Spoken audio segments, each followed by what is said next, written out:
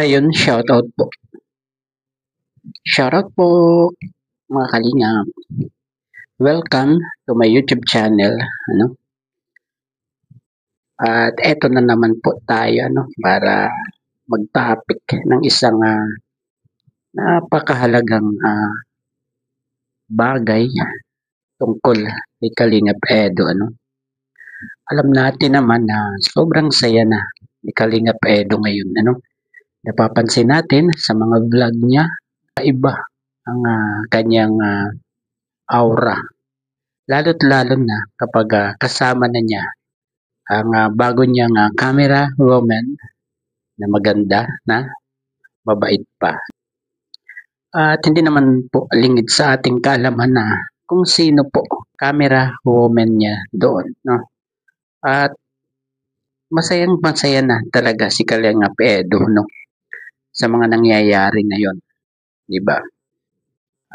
Pero meron pala siyang kinatatakutan at ayaw niyang mawala sa buhay niya. At eto po, panoorin po natin.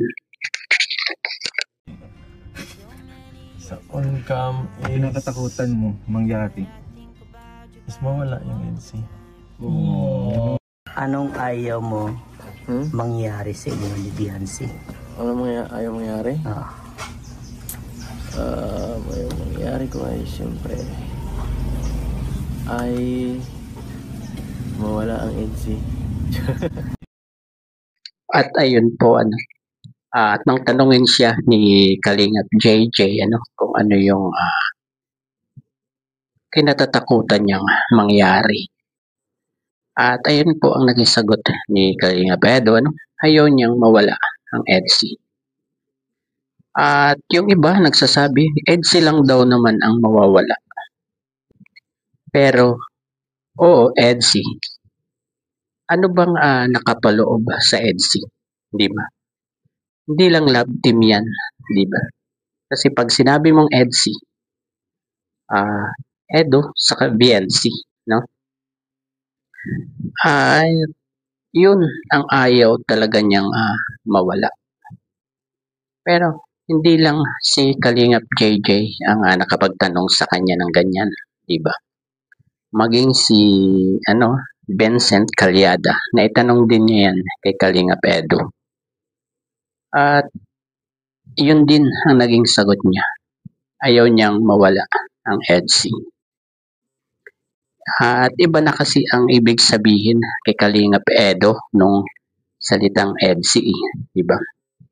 At ito ay nakatatak na sa kanyang puso na hindi na maalis sa kanyang puso ang EDC.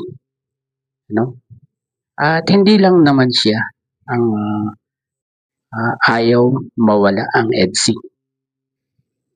At si Biancy, meron din siyang kinatatakutan, at ayaw niya rin talagang mawala ito. Ito po, panoorin po natin. Ano mo na yan? Bakit gusto mo na ba akong mawala? Ayaw mo na ba akong kasama dito? Gusto mo na bang mawala ang NC? O gusto mo na kamalitan ng partner? Ano ba? Siyempre hindi. Ayaw ko mawala yung NC. Ayaw mo mawala ang NC? Ayaw ko mawala.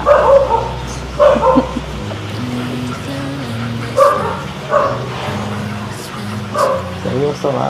Seryoso. Ayun po, kahit si Biancy, ayaw mawala ang EDC. Hanggang sabihin niya na ayaw kong mawala ka. At yun talaga yung point dito, kahit pa si Kalingap Edo, yung ayaw nilang mawala ang EDC. At lalong higit, ayaw nilang mawala ang bawat isa sa kanila, kasi talagang malapit na sila sa bawat isa. Po? At sana nga hanggang dulo na silang dalawa. At ayun, hanggang dito na lamang po ang ating konting pag-reaction dito sa kung anong ayaw nilang mawala. Diba? At bago po tayo magtapos, pakisuportahan po ang ama ng Kalingap, Kuya Bal Santos Matubang at Eta Vlogs at Kalingap Rob. Hanggang sa muling pag-vlog po. Bye-bye and God bless.